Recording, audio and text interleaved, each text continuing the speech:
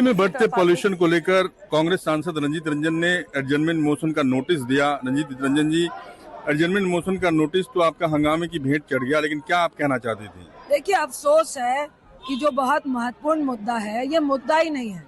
हमारे जान से, हमारी हेल्थ से रिलेटेड मुद्दा है, सबकी हेल्थ से रिलेटेड मुद्दा है।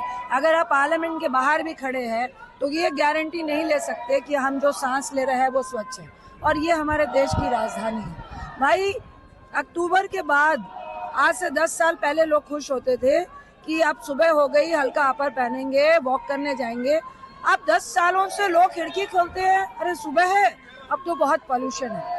पार्क में जाना नहीं है, खेलना नहीं है, रनिंग नहीं करनी है। डॉक्टर्स कह रहे हैं अगर आप अफोर्ड कर सकते हो तो 4 महीने के लिए दिल्ली छोड़ दो। क्या 3 करोड़ लोग दिल्ली छोड़ दें?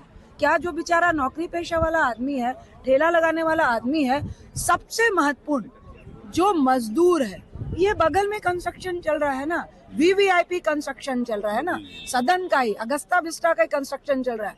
क्या उस लेबर के बारे में प्रधानमंत्री जी पूछ रहे हैं कि वो जो लगातार, वो सिर्फ 24 घंटे जहरीली सांस नहीं ले रहा है, वो अगर हम AQI 300-400 ले रहे हैं तो वो 1000 AQI पे काम कर रहा है, उसकी चिंता हो रही है क्या? कल वो बीमार पड़ेगा, उसको कोई पूछने भी नहीं जाएगा। सीनियर सिटीजन की चिंता हो रही है, बच्चों की हो रही है, स्पोर्ट्स पर्सन की हो रही है, नौकरी पेशे वालों की हो रही है।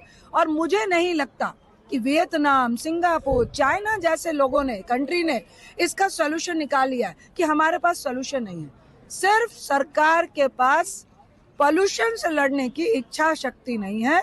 मैं इच्छा शक्ति भी नहीं, मैं कहूंगी कि उनके पास वक्त नहीं है ऐसी चीजों की चर्चा करने का और ऐसी चीजों पे काम करने का, क्योंकि उनको एक चुनाव बीतता है, दूसरा बीतता है, तीसरा।